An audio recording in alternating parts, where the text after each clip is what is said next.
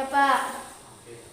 Jadi anakku sekalian, sebelum kita memulai kegiatan belajar kita pada hari ini, silakan nak ketua kelas pimpin doanya.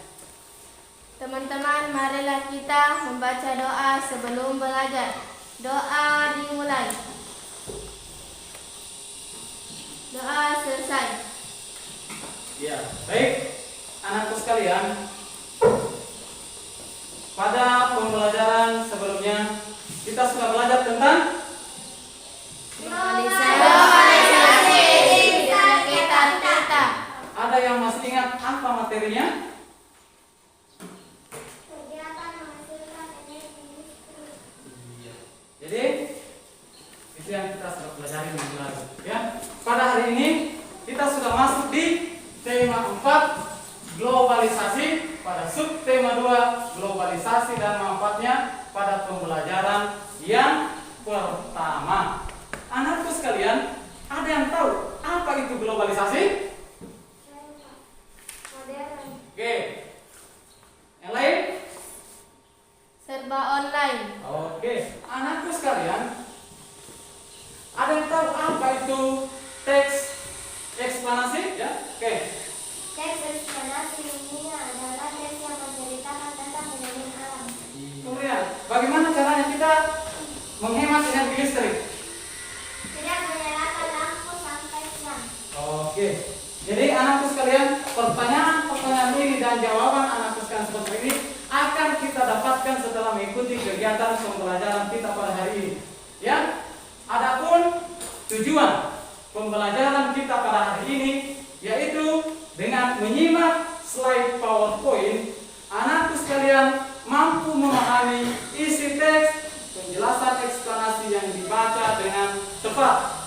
Yang kedua, anakku sekalian dengan menyimak slide PowerPoint, anakku sekalian dapat menentukan informasi penting dari teks eksplanasi yang dibaca dengan tepat. Kemudian, yang ketiga, dengan menyimak slide PowerPoint dan berdiskusi, anakku sekalian dapat mengidentifikasi peran Indonesia dalam berbagai bentuk kerjasama dalam bidang politik dalam lingkup ASEAN dengan tepat. Dan yang terakhir adalah dengan mengamati gambar tentang penggunaan energi listrik di rumah, anak dapat menemukan atau menentukan cara untuk menghemat energi listrik.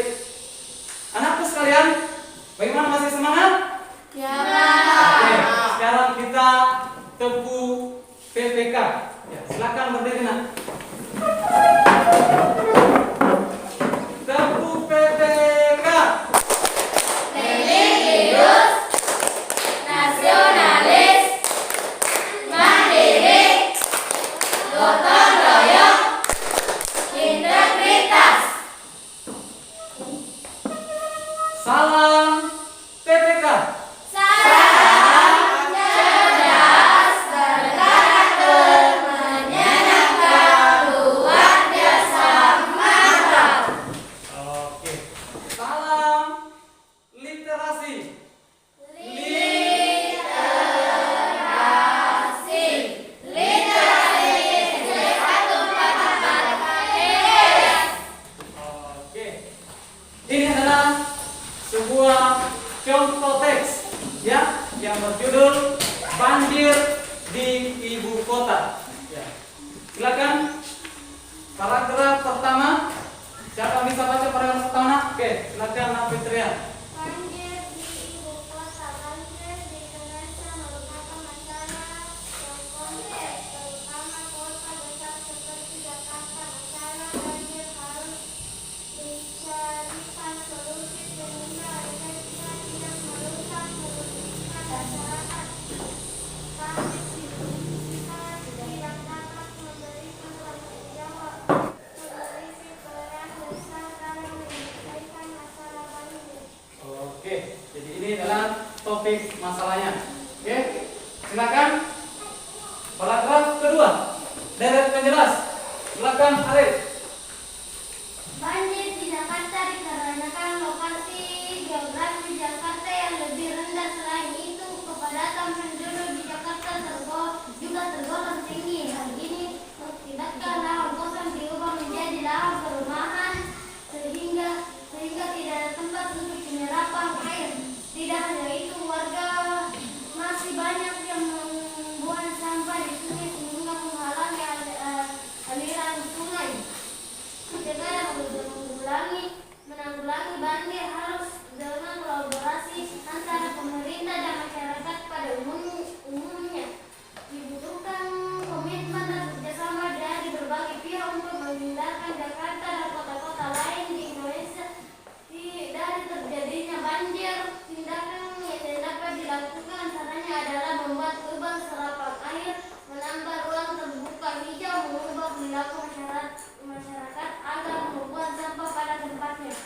Ya, itu adalah deret penjelas atau isi dari sebuah teks, ya.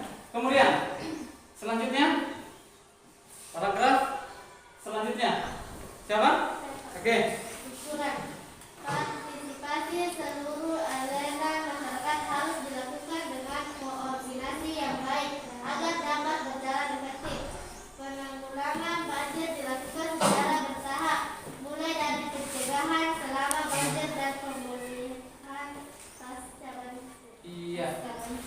Jadi ini teks yang anakku sekalian barusan membaca adalah sebuah contoh dari teks eksplanasi, ya, dari judulnya, topik, deret penjelasnya, kemudian ada kesimpulannya, ya. Jadi ini adalah teks yang berisi penjelasan tentang fenomena alam, tentang fenomena sosial yang berfungsi sebagai menjelaskan sesuatu, menganalisis proses muncul atau terjadinya sesuatu. Adapun struktur dari teks eksplanasi yaitu mulai dari judul, ya, kemudian topik masalah, ya, topik masalah yang diangkat, kemudian dari topik masalah ada deret penjelas, dan yang terakhir adalah simpulan.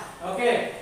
Sekarang anakku sekalian dapat menemukan informasi dari teks eksplanasi yang dibaca dengan membaca sungguh-sungguh, ya. Setelah anakku sekalian membaca sungguh-sungguh, catat informasi penting yang ada dalam teks tersebut. Kemudian dari informasi itu kembangkan menjadi paragraf, ya. Dan setelah anakku sekalian menyelesaikan paragrafnya, sampaikan kepada teman-temannya, ya. Bisa? Oke. Silakan. Di buku teks anakku sekalian ada sebuah teks eksplanasi yang berjudul Bahasa Indonesia Dinilai Layak untuk Ujian. Silakan. Siapa yang bisa membaca paragraf pertama? Oke, Narangga, silakan. Paragraf pertama. Bahasa Indonesia dinilai layak menjadi bahasa Asia karena merupakan bahasa dari negara dengan penduduk yang besar. Bahasa Indonesia berasal dari negara dengan penduduk sekitar 250 juta. Seharusnya bisa menjadi bahasa Asia. Cara internasionalisasi bahasa Indonesia di Universitas Negeri Jakarta Kamis. Iya, terima kasih Narangga, ya. Mantap. Oke, paragraf kedua. Siapa yang bisa baca paragraf kedua? Saya, Pak. Oke. Ananda Salsa. Menurut maksud, bahasa Indonesia memang hanya memiliki 90.000 kosakata, tetapi mempunyai strategi gramatika untuk menciptakan kata baru, sehingga bahasa Indonesia merupakan bahasa yang kaya. Misalnya dari kata hati banyak dikembangkan menjadi mata hati, jatuh hati, patah hati, dan lainnya. Atau dari kata anak berkembang lagi menjadi peranakan, kekanakan, kanak-kanak, dan sebagainya. Jelas maksud. Pada kesempatan yang sama, budayawan Indonesia Frans Magnus Suseno atau akrab disapa Roma Magnus menilai bahasa Indonesia layak menjadi bahasa global. Dalam bahasa Indonesia kita bisa mengungkapkan apa saja, layak menjadi bahasa apa saja, jadi masuk akal kalau bahasa Indonesia diakui di ASEAN. Bahasa Indonesia itu sempurna, tidak kaku, dan tidak bisa berkembang. Iya, baik, terima kasih. Nah, Salsa, mantap, ya. Oke, paragraf ketiga. Oke, silakan, Nak. Oleh sebab itu, ia menyayangkan semakin banyak generasi saat ini yang merasa lebih percaya diri menggunakan bahasa Inggris sebagai bahasa utama ketimbang menggunakan bahasa Indonesia. Bagi saya mengherankan orang Indonesia pakai bahasa Inggris di rumah. Kemampuan bahasa Inggris cukup dipelajari sebaik mungkin sebagai bahasa asing. Saya dukung orang kita bisa bahasa asing, bisa maju, tetapi kalau bahasa Indonesianya sebagai bahasa ibu diganti, rasanya kosong karena tidak menyentuh ke hati. Iya, baik, mantap ya. Oke, terima kasih. Saya sampaikan kepada anakku sekalian yang sudah membaca paragraf 1, paragraf kedua, dan paragraf ketiga. Silakan anakku sekalian, ya. Dari setelah anakku sekalian membaca, anakku sekalian menyimak. Jadi paragraf pertama itu topik masalah, paragraf kedua tentang deret penjelas, paragraf ketiga deret penjelas, dan keempat itu adalah simpulan. Siapa yang bisa menentukan apa topik masalahnya? Paragraf pertama. Oke, silakan Aisti. Paragraf pertama. Topik masalah bahasa Indonesia dinilai layak menjadi bahasa ASEAN karena merupakan bahasa dari negara dengan penduduk yang besar. Iya, baik. Mantap ya. Kita kasih aplaus dulu untuk Anda Aisti. Oke, baik. Mantap ya. Jadi, paragraf pertama topik masalahnya itu ada di paragraf pertama ya. Ya. Kemudian deret penjelasannya paragraf kedua, silakan Nak.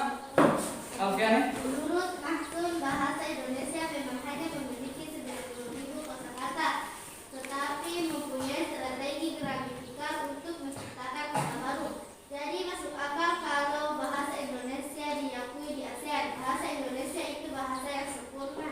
Iya, baik, bagus ya, mantap jawabannya. Ya, oke. Paragraf ketiga, deret penjelasnya. Silakan Nak. Oleh sebab Paragraf itu, keempat saya sebentar. menyayangkan Anunya? semakin banyak generasi saat ini yang merasa percaya diri memakai bahasa Inggris sebagai bahasa utama ketimbang menggunakan bahasa Indonesia. Iya. Silakan simpulannya apa? Simpulannya? Bagi saya menghilangkan orang Indonesia pakai bahasa Inggris di rumah. Kemampuan bahasa Inggris cukup dipelajari sebaik mungkin sebagai bahasa asing. Saya dukung orang kita bisa bahasa asing, bisa maju. Tetapi kalau bahasa Indonesia sebagai bahasa ibu diganti, rasanya kosong karena tidak menyentuh ke hati. Iya, baik, mantap sekali jawabannya ya.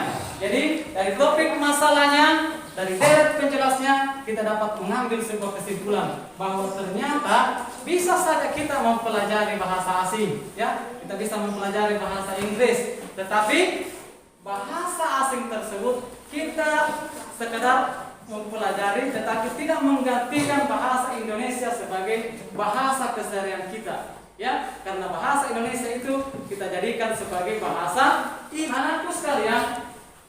Bagaimana posisi peran Indonesia terhadap ya dalam bidang politik dalam lingkup ASEAN ya, Asia Tenggara. Jadi silakan berkelompok sesuai dengan kelompok yang kita sudah tentukan sebelumnya. Ya, silakan Nak berkelompok sesuai dengan kelompoknya. Oke, kelompok 1, kelompok 2, kelompok 3, dan kelompok 4. Oke, jadi sudah sesuai dengan kelompoknya ya. Kelompok 1 mana kelompok 1?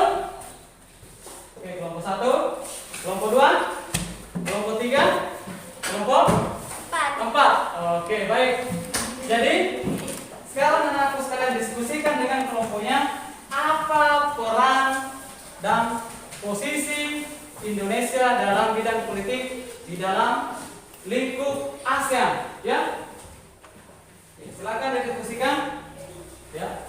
Apa peran dan posisi Indonesia dalam lingkup ASEAN? Kemudian, anakku sekalian, ASEAN itu adalah organisasi negara-negara Asia Tenggara yang didirikan pada tanggal 8 Agustus tahun 1967 di Bangkok, Thailand, ya.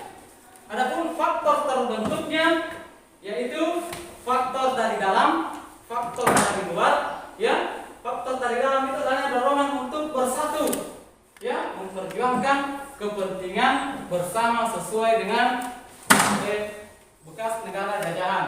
Kemudian faktor dari luar yaitu adanya perang Vietnam. Kemudian pendiri ASEAN, ya. Jadi pendiri ASEAN itu didirikan oleh Menteri Luar Negeri dari berbagai negara, dari 5 negara ya. Ya. Yang pertama dari Indonesia, Menteri Dalam Negeri ada Malik. Yang kedua dari Malaysia, ya, Tun Abdul Razak. Ya. Yang ketiga dari Thailand, Panat Konan. Ya. Yang keempat dari Singapura, Raja Ratna. Ya. Kemudian yang kelima dari Filipina, Narciso Ramos. Ya. Kemudian organisasi ASEAN ini memiliki tujuan, memiliki prinsip-prinsip, ya, di mana tujuan dan prinsip-prinsip ini adalah memelihara kerjasama dalam bidang politik, ya, kerjasama efektif antar negara, itu prinsip-prinsipnya. Sekarang, bagaimana hasil kelompoknya? Dari peran Indonesia, bentuk-bentuk perannya ya. Jadi apa perannya? Kemudian apa bentuk Indonesia dalam lingkup ASEAN, ya, begitu ya. Bagi bentuk kerjasamanya apa, kemudian apa perannya, begitu ya. Bentuknya, oke. Mempererat hubungan politik melalui pertukaran duta dan konsul. Peran Indonesia dalam hubungan kerjasama dengan negara-negara ASEAN. 1. Mengirimkan duta dan konsul ke negara anggota. 2. Menerima dan memfasilitasi duta dan konsul dari negara lain. Iya, baik ya. Jadi hasil dari yang didapatkan dari kelompok 1, dari bentuk kerjasama itu mempererat hubungan politik melalui pertukaran duta dan konsul, begitu ya. Oke, dari kelompok 2. Oke, silakan kelompok 2. Bentuk kerjasama menciptakan stabilitas politik. Peran Indonesia dalam hubungan kerjasama dengan negara-negara ASEAN. Ikut serta dalam mengendalikan dan menyelesaikan konflik yang terjadi di negara anggota. Dengan menyelesaikan konflik, stabilitas politik suatu negara dapat terwujud. Iya, baik juga ya. Ya. Hasil kerja kelompok 2 mengatakan bahwa bentuk kerjasama itu menciptakan stabilitas politik, ya. Kelompok 3. Silakan. Bentuk kerjasama mengandalkan perjanjian ekstradisi. Peran Indonesia dalam hubungan kerjasama dengan negara-negara ASEAN. Mengembalikan buronan dari negara anggota yang melarikan diri ke Indonesia sebagai wujud penegakan perjanjian ekstradisi. Iya, baik juga ya. Dan kelompok 3 baik. Ya, mantap jawabannya, ya. Jadi mengadakan perjanjian ekstradisi. Oke, jadi anakku sekalian, peran dan posisi Indonesia dalam bidang politik dan lingkup ASEAN itu banyak sekali, beragam ya. Dengan melalui pertukaran duta dan konsul, menciptakan stabilitas politik, ya, kemudian mengenakan perjanjian ekstradisi. Baik, anakku sekalian, ya. Bagaimana penggunaan energi pada masyarakat Indonesia? Bagaimana dampaknya pada kehidupan kita? Ya. Seperti kita ketahui bahwa globalisasi itu adalah identik dengan teknologi, ya. Sekarang anakku sekalian, amati di sekitar kita ini, di dalam kelas ini, contoh dari globalisasi atau teknologi, ya. Apa contohnya? Laptop. Iya, laptop, ya. Ya. Laptop ini termasuk dalam alat teknologi, ya. Laptop. Kemudian apa lagi? HP. Ya, HP, ya. Fokus, ya. Ini adalah alat-alat elektronik ini menggunakan energi apa yang dipakai ini? Listrik, ya. Sumbernya energi listrik dan konsumsi listrik, ya. Konsumsi energi listrik baik untuk kegiatan rumah tangga, baik untuk perkantoran, seperti laptop, ya. Setiap hari dicas, ya. HP-nya di rumah, ya. Ya. Jadi HP, ya. Ini juga termasuk dalam contoh alat-alat elektronik yang menggunakan listrik, ya. Kemudian ternyata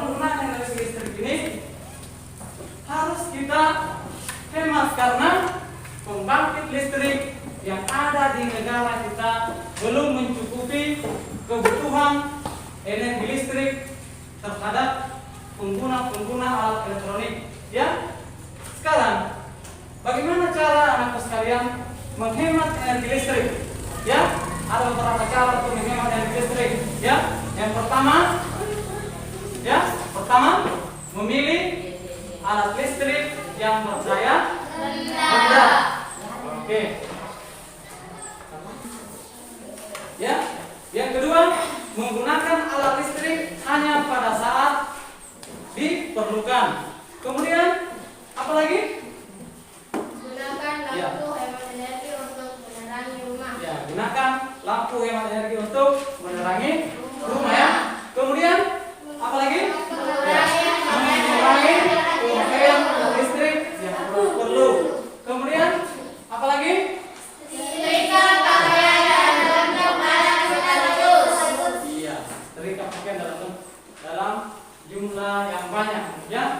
Kemudian ternyata pemilihan lampu juga dapat menghemat penggunaan energi listrik ya. Contohnya jenis-jenis lampu yang hemat energi ya. Lampu pijat ya. Lampu pijat itu adalah lampu yang menggunakan semacam kawat pijat di dalamnya ya. Yang kedua itu adalah lampu neon ya. Lampu neon ini dikenal memiliki beraneka macam bentuk lampu yang lebih hemat dibandingkan lampu pijat. Dan yang ketiga lampu halogen ya. Jenis lampu ini biasanya digunakan untuk lampu spot, yaitu mengarah karena ke arah tertentu saja ya. Yang menjadi lampu halogen, lampu spot. Dan yang terakhir itu lampu LED ya. Lampu LED ini adalah lampu yang paling hemat energi listrik ya. Jadi kalau lampu LED 4 watt itu kualitasnya setara dengan lampu pijat 25 watt. Sekarang anakku sekalian, sesuai dengan kelompoknya, perhatikan, amati gambar ini ya. Gambar 1, gambar 2, gambar 3, 4 dan 5. Kemudian diskusikan dengan anggota kelompoknya, kemukakan ide ya, ide untuk menghemat energi listrik ya. Bantu keluarga Ani untuk menghemat energi listrik. Ya. Dari gambar di sini kita sebentar akan memahami bahwa ada yang hemat listrik dan ada yang boros energi listrik. Ya. Silakan kelompok 1 untuk nomor 1. Ya. Ya, silakan kelompok 1 nak. Seharusnya tidak menyalakan lampu karena cahaya matahari bisa masuk melalui jendela untuk menerangi ruangan. Baik, ya. Baik, dari kelompok 1. Kelompok 2. Oke, silakan kelompok 2. Bisa menyalakan lampu jika cahaya dalam ruangan tersebut kurang karena tidak mempunyai jendela. Iya. Ada jawaban dari kelompok lain?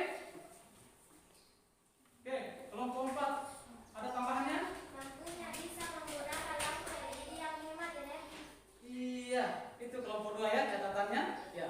Meskipun ini ya sudah sesuai untuk penggunaan lampunya, tetapi harusnya menggunakan lampu LED karena ini menggunakan lampu pijat ya. Dari kelompok ini ruangan komputer ini menggunakan lampu pijat ya.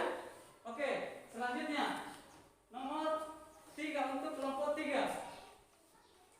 Ruangan 3 bisa menyalakan lampu karena ruangan tersebut merupakan WC yang gelap jika tidak ada cahaya, namun lampunya bisa menggunakan lampu halogen yang hemat energi.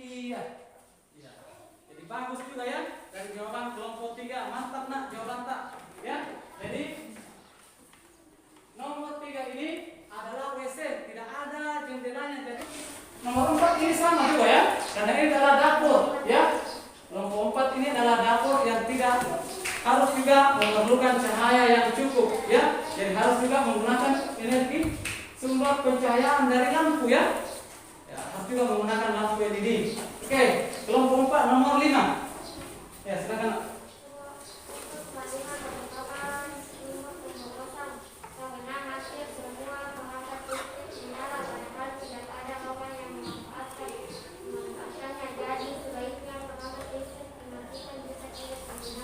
Iya, baik ya.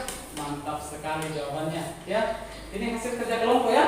Ya, Pak. Oke, jadi nomor 5 ini, ruangan nomor 5 ini menunjukkan sikap yang sangat boros listrik ya. Anak coba perhatikan di sini. Ada orangnya di sini? Tidak ada orangnya, tetapi alat elektroniknya banyak sekali yang menyala ya. Lampunya, Radio. ya, radionya, ya, kipas anginnya, ya, dan televisi. Hampir semua alat elektronik terdapat di situ menyala semua ya. Jadi ini merupakan salah satu sikap pemborosan energi listrik. Begitu ya anak sekalian ya? Sudah paham? Ya, Pak. Oke, baik. Ada pertanyaan? Tidak ada pertanyaan? Oke, baik. Kita simpulkan dulu apa isi dari materi yang kita telah pelajari hari ini ya. Ada yang bisa menyimpulkan apa isi dari atau kegiatan belajar kita pada hari ini? Ya, ada yang bisa menyimpulkan kan? Ya, silakan, Aisti. Apa kesimpulannya? Informasi penting dari teks eksplanasi bahasa Indonesia dinilai layak jadi bahasa Asia karena merupakan bahasa dari negara dengan penduduk yang besar. Kosakatanya mempunyai strategi gramatikal untuk menciptakan kata baru. Iya, baik ya. Baik sekali jawaban dari Ananda Isti ya. Itu tadi kita kegiatan belajar kita yang pertama ya, menemukan teks eksplanasi. Jadi ternyata isi dari teks eksplanasi itu adalah bahasa Indonesia dinilai layak menjadi bahasa ASEAN. Selanjutnya, apalagi inti dari kegiatan belajar kita pada hari ini? Ya, oke. Ananta Iza. Posisi dan peran Indonesia dalam bidang politik dalam kerjasama lingkup negara ASEAN dengan mempererat hubungan politik melalui pertukaran duta dan konsul. Iya, ini berkaitan dengan bagaimana bentuk, peran, dan posisi Indonesia dalam bidang politik dalam lingkup ASEAN. Ya, yang ketiga, siapa yang bisa langsung? Oke, Ananda Salsa. Masyarakat Indonesia harus memiliki sikap hemat energi listrik dengan cara memilih alat listrik yang berdaya rendah. Iya, ya. Jadi itu tentang penghematan sikap perilaku menghemat energi listrik ya. Oke, kita kasih dulu aplaus untuk teman-teman kita yang sudah menyimpulkan materi daripada pembelajaran pada hari ini. Oke. Baik, semua jawabannya ya.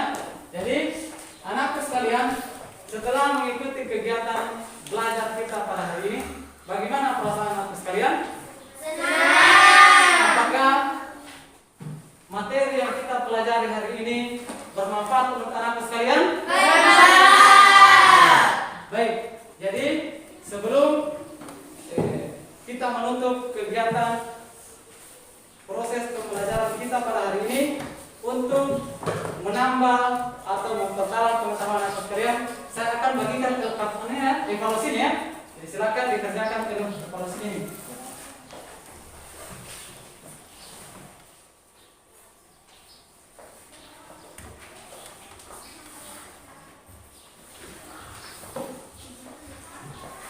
Jadi silakan dikerjakan.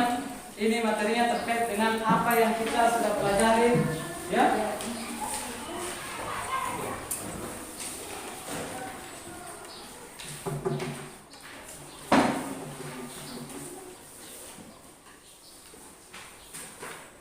Ya, silakan dikerjakan, ya.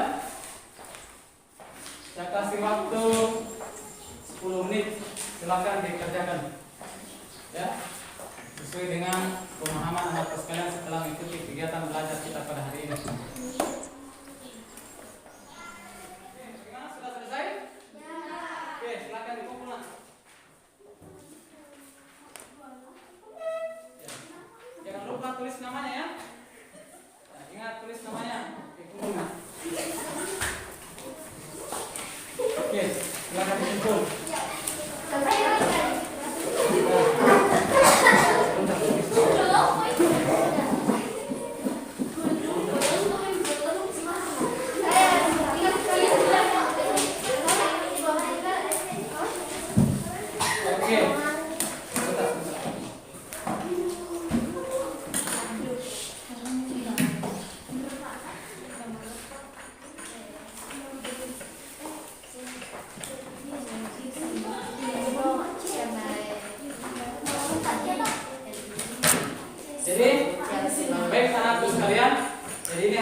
solusinya sebagai gambaran terhadap bagaimana anak sekalian menerima materi. Apakah sudah betul-betul dipahami atau tidak ya?